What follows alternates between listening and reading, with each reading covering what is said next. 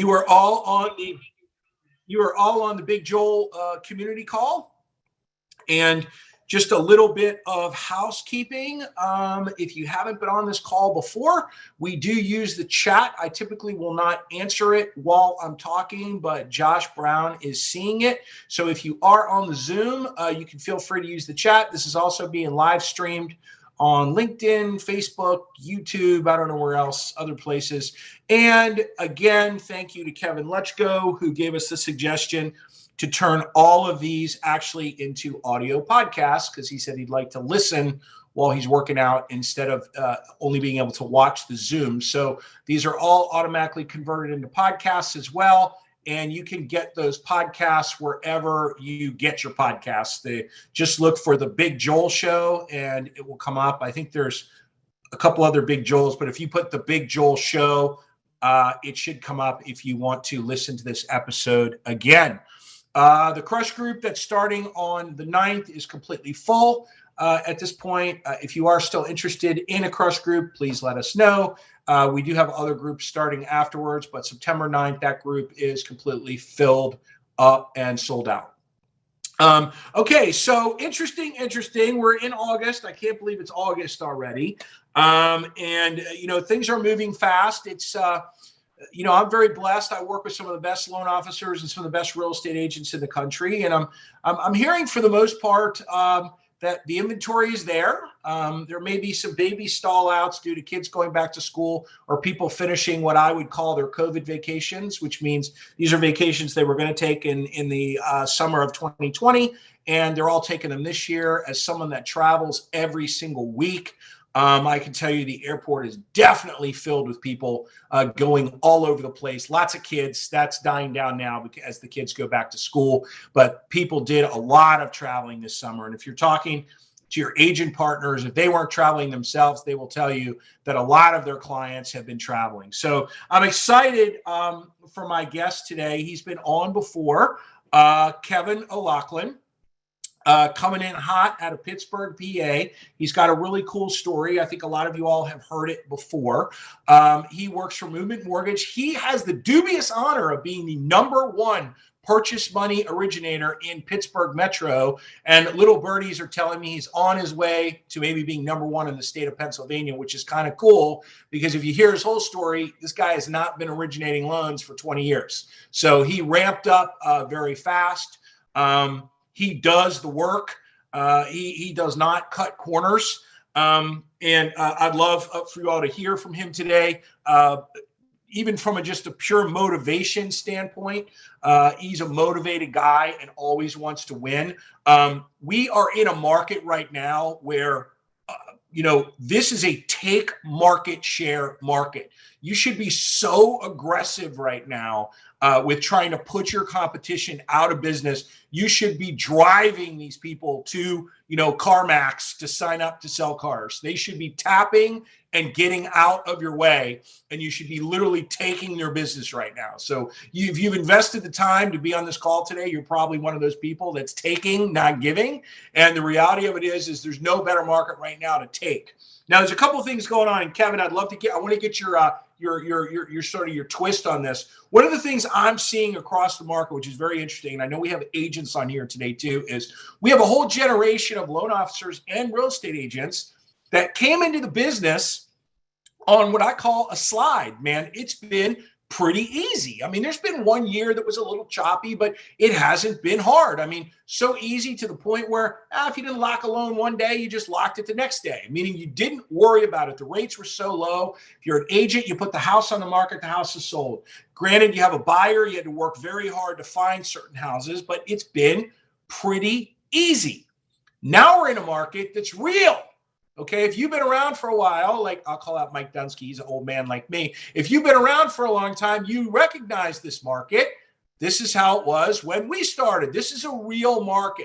You have to talk to people. You have to sell. You have to explain things to people. And a trend I'm seeing, and Kevin, I want to get your, tell me what's going on in Pittsburgh on this, is the loan officers that are getting their hands on the potential buyers quicker are closing more deals. Meaning I'm seeing agents, I'm in front of agents every single week in a different city.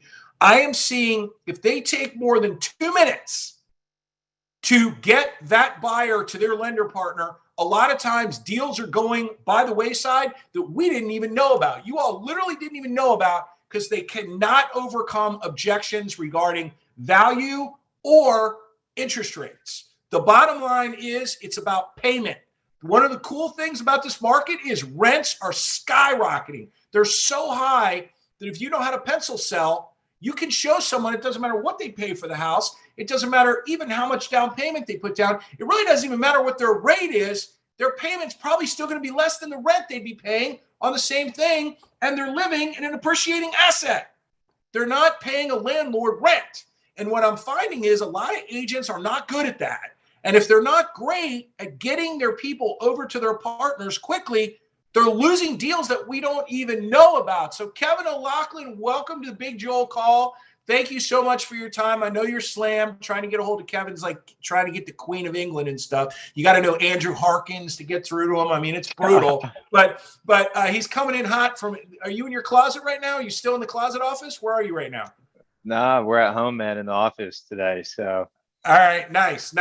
Kevin, tell me about what's going on in your market with inventory. Tell me what the agents are saying. Tell us a little bit about what you're saying to succeed. I know you're busting it. I know you're working very hard, but before we get to that, tell me what you're doing. There's a lot of loan officers that are complaining right now. Yeah, man. I mean, don't get it twisted. I think, it's extremely hard to secure business right now compared to what it was over the last 24 months. So I think as a loan officer, all that I'm trying to focus on is the controllables. You know, you can control how you show up every day. You can control what you put into your body. You can control your tone of voice. You can control a heck of a lot of things. What we can't control is how quick these rates move. The market shifts. Crazy, race to the bottom buyers that we're all going to have. They're always going to be a lower rate. There's always going to be $1 less in closing costs. So you can't control that. It's a percentage game. We're in sales, right? So you're going to have some of those people that no matter what, you're never going to be able to secure them as a client. But I think right now, Joel, basically what I'm focused on is just making sure that I'm extremely intentional about adding value to the people that have supported my business over the last 7 years. I'm literally just, going down the list of like, when is the last time I sat with this person and how have I actually helped their business? And what I'm seeing in Pittsburgh is a lot of the opposite, man. Loan officers, real estate agents, everyone's just listening to the media all day. They're sitting around waiting for stuff to happen. And a real estate agent actually sent me a message that they got recently on Facebook from a title company that said, "Hey, so-and-so, why don't you throw me your next deal? I saw you put 5 under this weekend." And I see a lot of loan officers kind of like doing some desperate stuff like that too. And it's just like, right now more than ever, we have to prove value, to our partners. And that's really all that we're focused on is how do we have a, very referable loan experience, which I believe we already have that in place. And now we're just trying to double down on how can we add more value than all of our competition? Because if we do that, referrals will follow. So we're hyper focused on that right now. So Kevin, a couple of things. I don't know if you've heard this or not, but if you talk to agents, they will tell you they're receiving between 30 and 35 phone calls a day per day from loan officers with some incredibly bogus script that they bought from someone, not from me. Okay. Hi, it's Mike Dunsky with Fairway. I'm wondering if you have time to have coffee on Thursday at 10 or Friday at 12 so I can tell you how great I am. Click, click, click. Or even better, and those of you on this call that are going to now hang up and say that I suck, these companies that are using biz dev people out of the country to dial agents and try to set up meetings with the agents. I could put 25 agents on here right now, and if you heard what they said about that, you would never do that again if you're doing it, by the way. I mean, ever, if you could hear how the agents respond to it. So, KO, you said something else super interesting, which I think went right over everyone's head, which is when's the last time you did something with them or provided some value? Key words right there. Look at all the loans you're closing, the loans you closed. When is the last time? Make that a takeaway from this call that you've done anything. Did you do a B2B? That's more Joel language. Were you in front of them? Did you provide value? Did you sit with them and show them how to make a video? Did you do anything? KO does all kinds of stuff like that, but have you done anything? KO, tell me about the agents there. Are they over? The other thing you said, by the way, real quick is, guys, don't ever post negative stuff on social media about rates or the market. You're insane if you're doing that. And by the way, if your company did it for you, turn that stuff off. Okay, you're supposed to be a beacon of hope, light, and like positivity, not wah, the rates are high, wah, the houses are too high. That's bad. That's bad. Agents don't need to hear that. No one needs to hear that. Okay, we are beacons of positivity. KO, tell me what they're saying in your market. Are they pretty pumped? I mean, I know I was just up there 2 months ago. They seem pretty pumped, but are they pumped? I think it's a mix, man. I think the top producing agents see it the same way I do. You know, that it's a huge market share capture year. You stick to your guns and get in the trenches and work a little bit. And I think other, mid to lower performing agents, man, they're struggling. They're struggling. I'm getting more calls for up in Zillow budgets and this and that, and it's just like,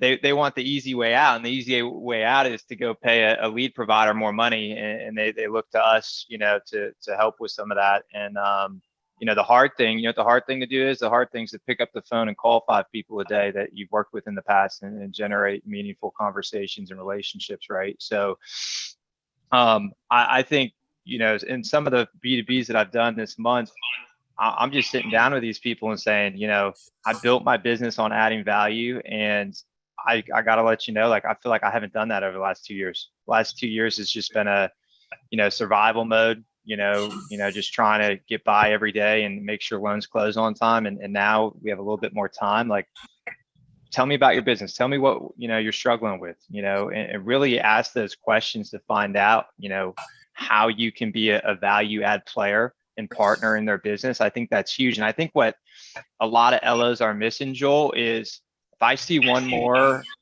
2-1 buy down, I have this program, like that program sucks to begin with. And I see some like really high producing LOs posting about it, and it just makes it like, I think people are missing the boat. It's not about product and, this fancy scheme right now, like, oh, my rate's lower for the first 2 years, but like the cost to get there is insane, right?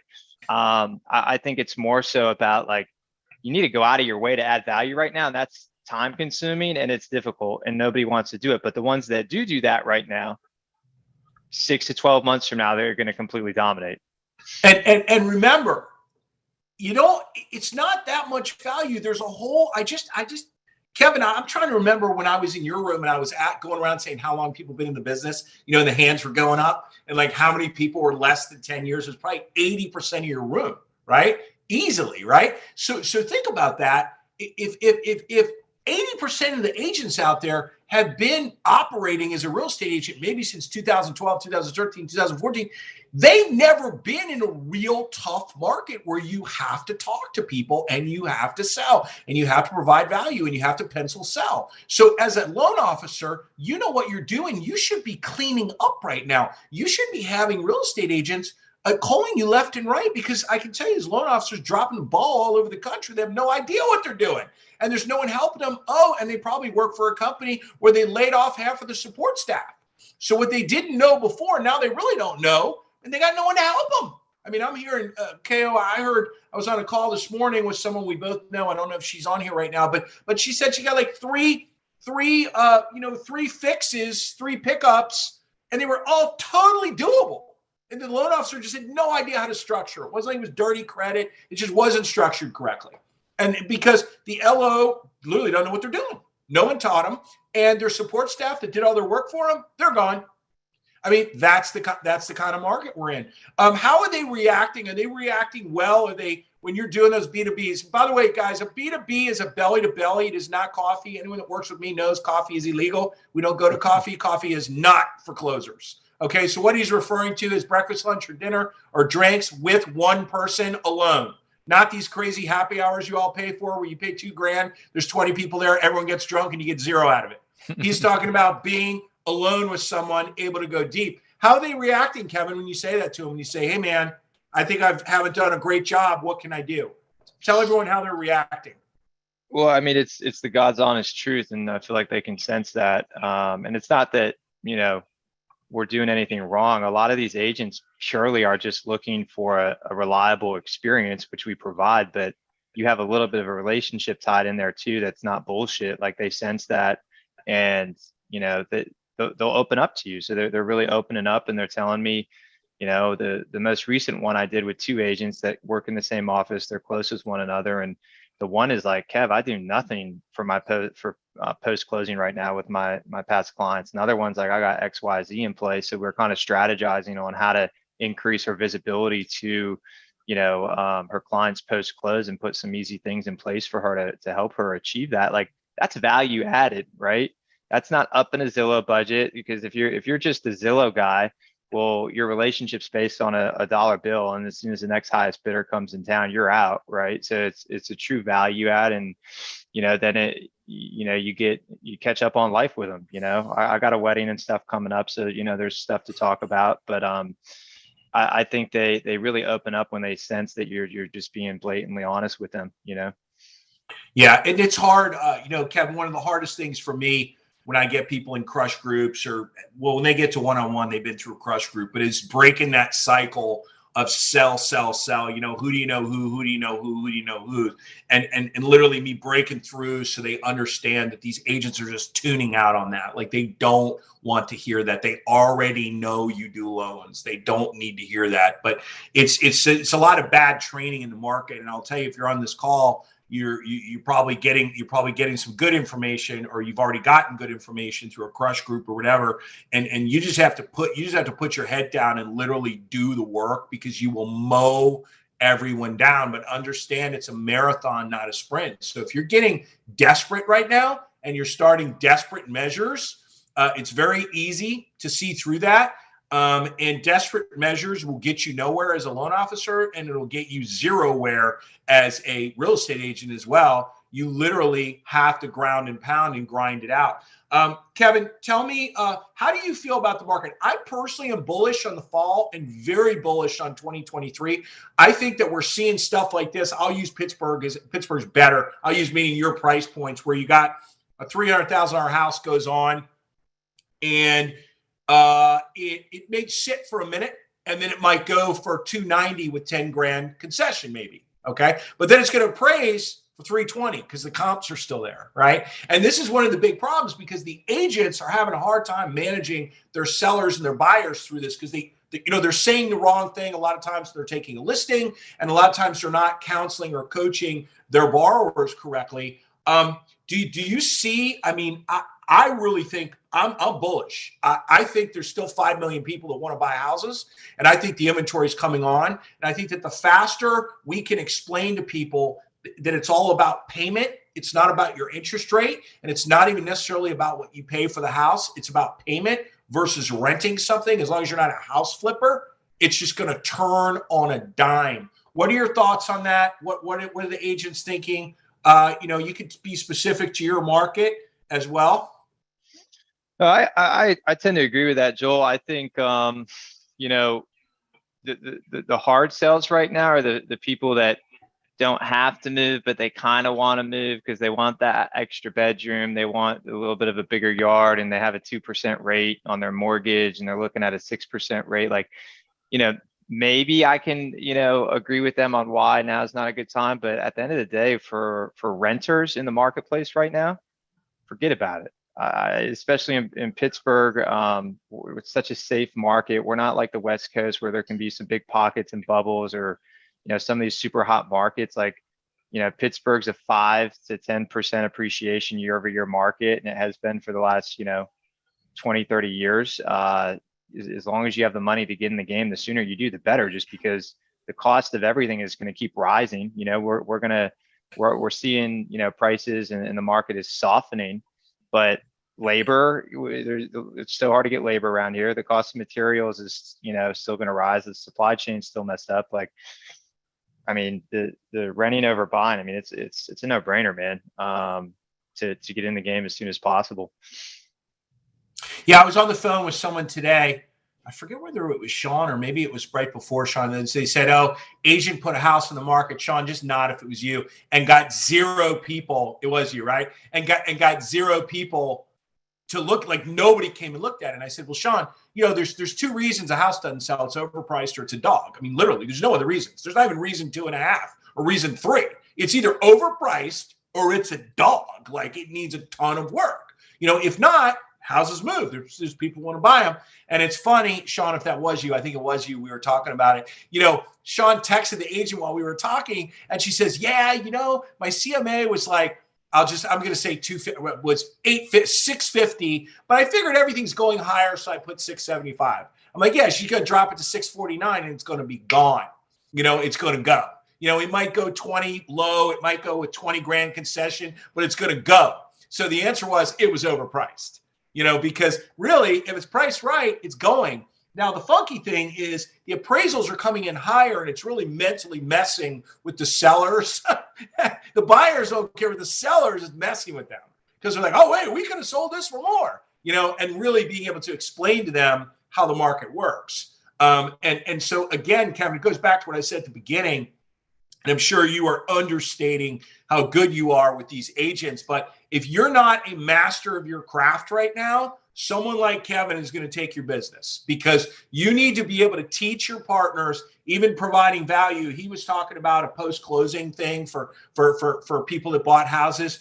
I mean, you know how much value it is just teaching your partners how to pencil sell, how to actually talk to their clients, or even teaching them how to get their clients on the phone with you very quickly and overcome all those objections so you can do that hard work. Kevin, how do you see 2023? Do you see it in your market as it's going to keep rocking?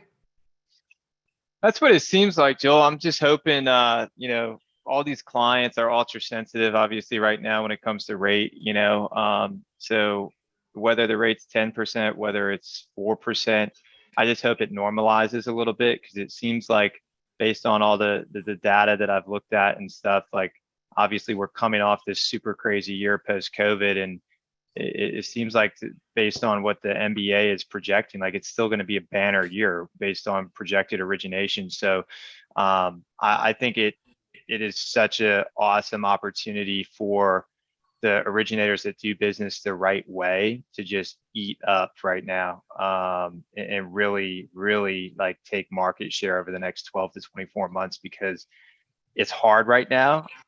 And you just have to make that, decision. It's like, we're going to outwork our competition right now. And, outworking our competition isn't sharing a listing on Facebook from a real estate agent. It's not giving them a 2-1 buy down product. Like, and I see so many LOs that go and do that and they struggle to set up the belly to bellies. And then, I couldn't imagine being a new LO in this market, I must say, because these agents are so beat up over the last 6 months from title companies, insurance agents, loan officers trying to contact them. So for the newbies, it definitely has to be hard. But if you are a newbie and you're listening to this, how I got started was open houses. They can't ditch your coffee appointment. If you do anything, go out there and hit 10 open houses in a weekend. You do that for 6 months straight. Guess what? You're going to start doing some business. Kevin, there's a rookie on here, Connor Pulser, who's staring at me because he's got his camera on. He's in a little baby rookie program that I'm working, and he's got massive breakthroughs because he is very efficiently working sort of the Joel plan, which is what you just said, plus 20 other things, but just full ground and pound. I mean, ground and pound, just outworking everyone. Beat book, be everywhere all the time. Which is doing those core things. Kevin, get a little rah-rah with these guys. Tell us about your day, what time you get up, what you do to stay, heavily motivated. Just give them a little bit of that before we let you sail off into the sunset and begin bachelor party prep.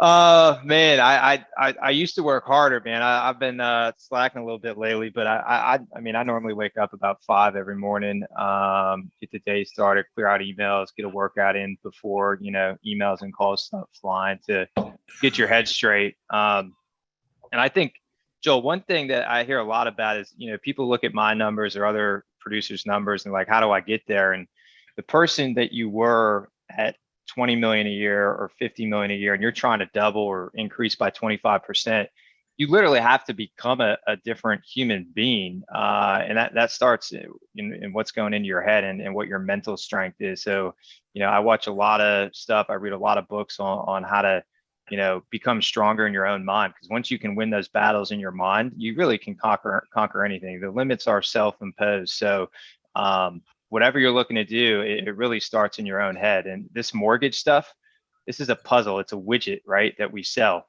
The top performers, you can go have them sell whatever, and they'll find a way to sell it. But I think a lot of it, Joel, has to do with strengthening your own mind and becoming stronger mentally in order to go to that next level. Yeah, it's very much, I do these, you've been before in New Orleans when I do these events, a couple times a year. We call it the mastermind. Probably some other people call it other things. But, it's amazing because the feedback again, there's 20 people in a room. Everyone's the same brain. They're just all people that work with me. And it's just all the same people. It doesn't matter whether they're women or men or old or young. It's all that same. Oh, you want me to go over that wall? Is it cool if I just go through it? Or like how, so as I get to the other side, right? Like, can you know what I mean? It's all that same. Wait, you told me I can't do that? Yeah, that was a big mistake. Yeah, I'll be doing that now. And you're right. You hear these extremely accomplished people in all facets of life. A, everyone is up early doing stuff. And B, everyone can pretty much mentally work through anything. I love when people are like, oh, I can't do a second plank, because I'm not in shape. I'm like, you can do it right now. They're like, no, you don't understand. I'm like, no, I'm telling you right now, you can do it. you just don't want to do it, but you can. I don't care how bad a shape you're in. You can do it. You can mentally. Kevin, someone asked to recommend a book. You want to just recommend one book for, it's Ginny. Can you read it? Can you see it, Kevin? Yeah. What?